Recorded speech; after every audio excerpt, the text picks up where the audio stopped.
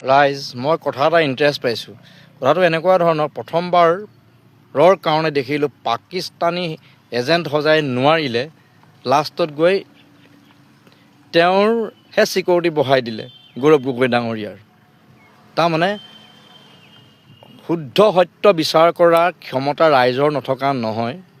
ৰাইজেও বুজি পাইছে ইয়াৰ অৰ্থ কি, তেওঁ কি কৰিব খুজিছিল।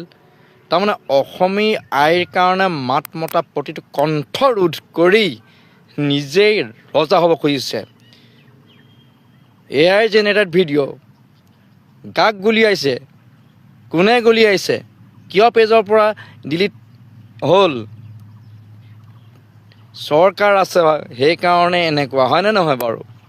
জুবিন গাৰ্গকতো শেষেই কৰি পেলালে। ইণ্ডিয়া হাই কমিশ্যনে পতা প্ৰগ্ৰেমত জুবিন গাৰ্গ মাৰ্ডাৰ হৈছিল। ইণ্ডিয়া হাই কমিশ্যন এতিয়া চৰকাৰ কাৰ চলি আছে? বিজেপি চৰকাৰ। চি অটল বিহাৰী বাজপেয়ী ডাঙৰীয়াৰ নিচিনা এজন স্বাভিমানী, গুণী, জ্ঞানী, দূৰদৰ্শী ৰাজনৈতিক ব্যক্তিয়ে জন্ম দিয়া এই বিজেপিৰ আজি অৱস্থা। কোনে এনেকুৱা কৰিলে আপোনালোকে ভাবক।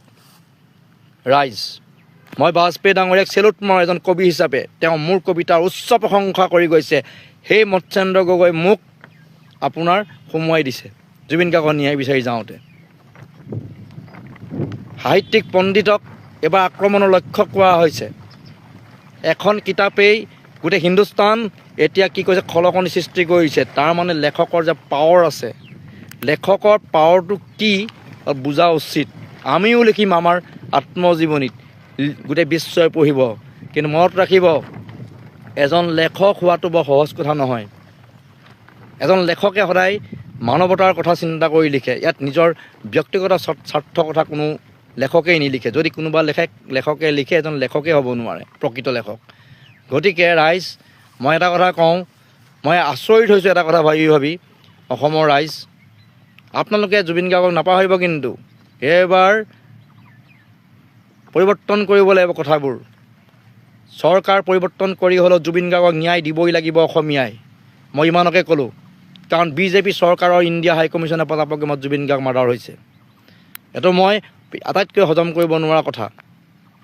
আৰু মুক্ত আকাশৰ তলত এতিয়াও সেই কিজন ঘূৰি আছে, আৰু তাৰ ন্যায় বিচাৰি গ'লে মোক এৰেষ্ট কৰে। মই এজন কবি সাহিত্যিক, মই ইমান অৰ্ডিনেৰী মানুহ নেকি? মোক এৰেষ্ট কৰিবলৈ? অসমীয়া জাতিৰ ইতিহাসত কম সময়ত ফাষ্টেষ্ট কবিতা লিখা ৰেকৰ্ড আছে মোৰ অসম ভূমিত। মোক এৰেষ্ট কৰিছে কিয়? মই মুখখন বন্ধ কৰি ৰাখিব লাগে মই জুবিন গাৰ্গৰ কাৰণে, আৰু মোৰ মাটি অসমী আইৰ কাৰণে মাত মাতিব নালাগে। অসমী আইৰ কাৰণে মাত মতা সুসন্তান জুবিন গাৰ্গক শেষ কৰি দিলে। তাৰপিছত আকৌ মাতিলে আকৌ কি হয়, দেশদ্ৰোহী হৈ যাওঁ। এইটো কথা হ'ল নি বাৰু? অসমৰ ৰাইজলৈ মই ভিডিঅ' বনাইছোঁ। ৰাইজ, আপোনালোকে চিন্তা কৰক, জুবিন গাৰ্গক ন্যায় দিব লাগিব আমি।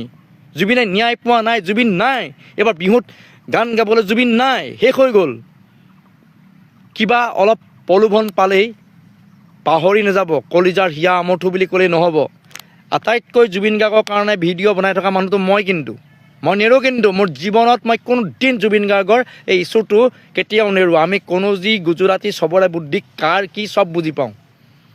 অসমত এইবাৰ কোনোবাই কাৰোবাক গুলিয়াব বন্দুক দি, এইবিলাক আমি চাই থাকিবলৈ থকা নাই। কিন্তু ৰাইজ বুজক কথাবিলাক। ৰক্ষকে ভক্ষক হ'লেতো নহ'ব। আমি আমাৰ দেশ আৰু জাতিক আগুৱাই নিব লাগিব। আমি সমাজৰ আৰ্তজনক সহায় কৰিব লাগিব। ঘৃণাৰ ৰাজনীতিয়ে পৃথিৱীত কোনো ধৰণৰ ডাঙৰ কাম নকৰে। মই ইয়াকে ক'লোঁ, জয় আই অসম, জয় জুবিন গাৰ্গ। মই মুকলিকৈ কৈছোঁ আৰু মই দৃঢ়তাৰে কৈছোঁ, নিৰ্বাচনৰ আগত যদি ভাৰতীয় জনতা পাৰ্টীৰ এই মানুহকেইজন জুবিন গাৰ্গৰ ঘৰলৈ আহে, তেতিয়াহ'লে কিন্তু এই ভোটৰ ৰাজনীতিত যদি জুবিন গাৰ্গৰ ঘৰলৈ আহে, তেতিয়াহ'লে তেওঁলোকৰ আগত কলা পতাকা জোকাৰা প্ৰথম মানুহজন কিন্তু মই হ'ম। আৰু এটা মই এক্সক্লুচিভ কথা আপোনাৰ আগত ক'বলৈ ওলাইছোঁ। মই প্ৰথমবাৰ ক'ম আপোনাৰ আগত, ভাৰতীয় জনতা পাৰ্টী আৰু আমাৰ ভাৰতীয় জনতা পাৰ্টী নহয়, ভাৰতৰ প্ৰধানমন্ত্ৰী ডাঙৰীয়া অসমলৈ জুবিন দা ঢুকুৱাৰ পিছত ৩-৪বাৰমান অসমলৈ আহিলে। গৃহমন্ত্ৰী আহিলে, বিত্তমন্ত্ৰী আহিলে, সকলো আহিলে। কিন্তু আজিৰ তাৰিখলৈকে সেই মানুহকেইজনে জুবিন গাৰ্গৰ ঘৰত এবাৰো তেওঁলোকে উপস্থিত নহ'লেই তেওঁলোকে এবাৰো জুবিন গাৰ্গৰ প্ৰতি তেওঁলোকে সন্মান জনাই এপাহ ফুল নাযাচিলে। জুবিন ক্ষেত্ৰত গৈ তেওঁলোকে পৰিদৰ্শন নকৰিলে। মই মুকলিকৈ কৈছোঁ আৰু মই দৃঢ়তাৰে কৈছোঁ নিৰ্বাচনৰ আগত যদি ভাৰতীয় জনতা পাৰ্টিৰ এই মানুহকেইজন জুবিন গাৰ্গৰ ঘৰলৈ আহে তেতিয়াহ'লে কিন্তু এই ভোটৰ ৰাজনীতিত যদি জুবিন গাৰ্গৰ ঘৰলৈ আহে তেতিয়াহ'লে তেওঁলোকৰ আগত কলা পতাকা জোকাৰা প্ৰথম মানুহজন কিন্তু মই হ'ম। মই অতি দৃঢ়তাৰে কৈছোঁ। তাৰ কাৰণে যদি মোৰ ওপৰত কিবা আইনী ব্যৱস্থাও ল'ব লগা আছে লওক। জুবিন গাৰ্গক আমি ৰাজনীতিৰ বিষয় হ'ব দিব নোৱাৰোঁ। তোমালোকে নাহিলা, তোমালোকে আমাৰ অসমে যেতিয়া কান্দি আছে তেতিয়া তোমালোকে কান্দিবলৈ নিশিকিলা। অসমৰ তোমালোকে ভূমি তোমালোকে বিক্ৰী কৰিলা, অসমৰ তোমালোকে বাগান বিক্ৰী কৰিলা, সকলো বিক্ৰী কৰিলা। কিন্তু আমি অসমে আজি 4-5 মাহে আমি কান্দি আছোঁ, আমাৰ মাজৰ পৰা জুবিন গাৰ্গ হেৰাই গ'ল, জুবিন গাৰ্গক হত্যা কৰা হ'ল। সেই সময়তে তোমালোকে অসমলৈ আহিছা, ভাৰতীয় জনতা পাৰ্টীৰ কেন্দ্ৰীয় মন্ত্ৰী, প্ৰধানমন্ত্ৰী, বিত্ত মন্ত্ৰী, গৃহমন্ত্ৰী সকলো আহিছা, কিন্তু জুবিন গাৰ্গৰ ঘৰত তোমালোকে এষাৰ মাত কিয় দিব নোৱাৰিলা? গতিকে মই এটা অতি স্পষ্টভাৱে কওঁ, এই ভোটৰ অংকত যদি জুবিন গাৰ্গৰ আবেগেৰে ভোটৰ অংক জিকিবৰ কাৰণে যদি ভাৰতীয় জনতা পাৰ্টীৰ কেন্দ্ৰীয় মন্ত্ৰী, গৃহমন্ত্ৰী, তেওঁলোকে আমাৰ অমিত শ্বাহ ডাঙৰীয়া, নৰেন্দ্ৰ মোদী ডাঙৰীয়া, নিৰ্মলা সীতাৰামন ডাঙৰীয়া, যোনেই নহওক, দিল্লীৰ কোনোবা লিডাৰে যদি ভাৰতীয় জনতা পাৰ্টীৰ জুবিন গাৰ্গৰ ঘৰলৈ আহে তেতিয়া মই অতি দৃঢ়তাৰে আৰু অতি সততাৰে কৈছোঁ, তেওঁলোকৰ সন্মুখত কলা পতাকা আঁৰিবলৈ জোকাৰিবলৈ কিন্তু প্ৰথমজন ব্যক্তি মই হ'ম। তাৰ কাৰণে যদি মোক কিবা আইনী ব্যৱস্থা ল'ব লগা আছে লওক, তাত মোৰ কোনো অসুবিধা নাই। চন্দ্ৰৰ গুণ্ডাই আমাক ভাবুকি দিব আহে, আৰু এই যে ভাবুকি দিয়া গুণ্ডা, তোমালোকক মই ফেউৰা বুলি কৈছো, নিমকি গুণ্ডা বুলি কৈছো, তোমালোকক খাতিৰ নকৰো। আৰু আজি আকৌ আঙুলি তোৱাই চন্দ্ৰমোহন পাটোৱাৰী সুধিছো, চামতাৰ কন্দৰ্প বৰ্মনক কোনে হত্যা কৰিছিল? কি হল সেই সমগ্ৰ হত্যাকাণ্ডৰ তদন্ত? আপোনাৰতো সৌহাৰ্দস্বৰূপ আছিল কন্দৰ্প বৰ্মন, বিজেপিৰ বুথ প্ৰেচিডেণ্ট আছিল। নিজৰ সৌহাৰ্দস্বৰূপ ব্যক্তিজনৰ মৃত্যুৰ পিছত SIT গঠন কৰিব নোৱাৰিলে, কোনে হত্যা কৰিলে, কিয় হত্যা কৰিলে তাৰ কোনো তথ্য উদ্ঘাটন কৰিব নোৱাৰিলে, আৰু আপুনি সাধাৰণ জনতাক ন্যায় দিব? গতিকে ভৃত্যসকল, স্থাপকসকল, কথাটো ভালকে শুনি ল। এই যে 3 বছৰ আগতে কন্দৰ্প বৰ্মন মৰি থাকিল, গব্ৰাদলত যে তেওঁৰ মৃতদেহ উদ্ধাৰ হল, তেওঁৰ পত্নীয়ে যে কান্দি কান্দি চিঞৰি কৈ থাকিল যে এয়া পৰিকল্পিত হত্যাকাণ্ড, তাৰ পিছতো যে একো নহল। আৰু কিয় নহল, কিয় কৰিব নোৱাৰিলে, কোনে কৰিব নোৱাৰিলে? চন্দ্ৰমোহন পাটোৱাৰী কৰিব পাৰিব নালাগিছিল নে? তেওঁ এটা SIT গঠন কৰি দিয়া উচিত নাছিল নে? গতিকে এইসকল ৰাজনৈতিক নেতাৰ কাৰণে কোনো আপোন নহয়, কথাটো মনত ৰাখিবি। আজি যে তহঁতে ভুকি আছ, এই যে আমাক মৃত্যুৰ ভাবুকি দিছ, হয়তো অনাগত সময়ত তহঁতৰ যদি এনেকুৱা বেয়া দিন আহে, তহঁতৰ কাষতো নাথাকে এই চন্দ্ৰমোহন পাটোৱাৰী। কথাটো জানি ল, বুজি ল। আৰু মেৰুদণ্ডহীন চন্দ্ৰমোহন পাটোৱাৰীক আমি কেৱল ডিকেভিক্টে প্ৰশ্ন কৰিছিলো যে 85 চনৰ পৰা আপুনি নিৰ্বাচন খেলি খেলি ভাগৰ লগা নাই নে? নতুনক কিয় আপোনালোকে সুযোগ নিদিয়ে? নতুনক বাট এৰি দিয়ক। আৰু এই কথাখিনি কোৱাই আছিল আমাৰ অপৰাধ। আৰু কেইগৰাকীমান নিমকি গুণ্ডাই আমাক ভাবুকি দিব আহে আৰু অভদ্ৰ অশ্লীল গালিৰে আমাক মানসিকভাৱে নিৰ্যাতন চলায়। তোমালোকক ডিকেভিক্টে খাতিৰ কৰি নচলে, খাতিৰ নকৰো, সঁচা কথা কৈয়েই যাম। কাৰণ এই চন্দ্ৰমোহন পাটোৱাৰীৰ দিনতে অসম গণ পৰিষদত আছিল, OBBৰ চাকৰি দিছিল। কিমান যুৱকৰ জীৱন ধ্বংস কৰিলে OBB চাকৰিয়ে, জানেনে কি হল, কি পালে আজি? OBB চাকৰি কৰাৰ ফলত সেইসকল যুৱকে বিয়া কৰাইছিল আৰু পৰৱৰ্তী সময়ত কি কৰিছিল?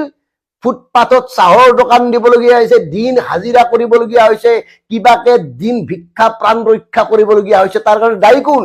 কি কৰিলা OBB শিক্ষকৰ কাৰণে তুমি চন্দ্ৰমোহন? এই কথাবোৰ কব লাগিব। এনেইতো কেইজনমান চেলা চামুণ্ডা পুহি ৰাখি হকে বিহকে আনৰ ওপৰত আক্ৰমণ কৰি থাকিলেই নহব। সঁচা কথাবোৰৰ উত্তৰ লাগিব, আপুনি উত্তৰ দিব লাগিব। কাৰণ টিহু সমষ্টিৰ এগৰাকী ভোটাৰ হিচাপে এই উত্তৰ বিচৰাৰ সাংবিধানিক অধিকাৰ আমাৰ আছে। আৰু এটা কথা, চন্দ্ৰমোহন পাটোৱাৰীয়ে কওক পাৰে যদি 2014 চনৰ লোকসভাৰ নিৰ্বাচনত মঙলদৈত নিৰ্বাচন খেলিম বুলি কোৱাৰ পিছত কিয় বৰপেটাৰ পৰা খেলিবলগীয়া হল? কংগ্ৰেছৰ কোনগৰাকী নেতাৰ জৰিয়তে, এগৰাকী হিন্দীভাষী লোকৰ জৰিয়তে গোটেই বিষয়টো ডিল কৰা হৈছিল? কত কেনেকে ডিল কৰিছিল কথাবোৰ কওক। কাৰ নিৰ্দেশনাত, কাৰ পৃষ্ঠপোষকতাত আপুনি মঙলদৈ এৰি বৰপেটাত খেলিছিল আৰু সেইবাৰ আপুনি ফণী ভূষণ চৌধুৰীৰ লগত হাৰিছিল? কওক কথাবোৰ, যদি সাহস আছে, সততা আছে। গতিকে এই প্ৰশ্নৰ উত্তৰ এইবাৰ টিহু সমষ্টিৰ লোকসকলক দিব লাগিব। এগৰাকী জাতীয়তাবাদী নেতাৰ চৰিত্ৰ আমি দেখিবলৈ, বুজিবলৈ আমাৰ বাকী নাই।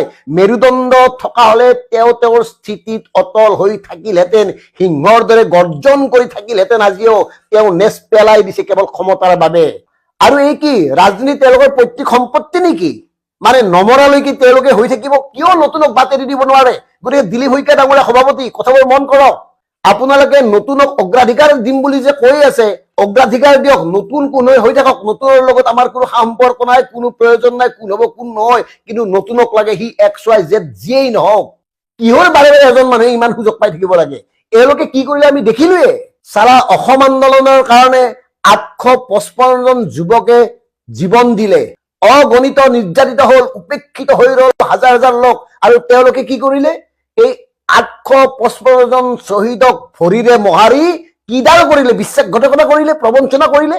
অসম গণ পৰিষদৰ সভাপতি হৈ চন্দ্ৰমোহন পাটোৱাৰীয়ে গেৰুৱাৰ সন্মুখত যি ধৰণে আঁঠু কাঢ়ি দিলে, তাৰপিছত আমি কম নে এওঁৰ মেৰুদণ্ড আছে? গতিকে প্ৰিয় দৰ্শক, আমাক কোনেও ৰোধ কৰিব নোৱাৰে, সঁচা কথা সাহসেৰে কৈয়ে যাম। শত্ৰু যিমানে যি নহওক, মৃত্যুলৈ আমাৰ ভয় নাই, আমাক মৃত্যুৰ ভাবুকি নিদিব ডাঙৰীয়াসকল। তোমালোককো কৈছো, এই যে কন্দৰ্পু বৰ্মন, যিদৰে কন্দৰ্পু বৰ্মনৰ কাষত নাথাকিল, বিপদৰ সময়ত তোমালোকৰ কাষতো এই চন্দ্ৰমোহন নাথাকে, কথাটো মনত ৰাখিবা। গতিকে শেষত আমাৰ এটাই কথা, নতুনকৈ গঠন হোৱা টিহু সমষ্টিত চন্দ্ৰমোহন পাটোৱাৰীৰ প্ৰয়োজন নাই। তেওঁ এজন ফেইলৰ মিনিষ্টাৰ। তেওঁক টিহু সমষ্টিত দি হাতৰ কুঠাৰখন নিশ্চয় বিজেপিয়ে ভৰিত নামাৰিব।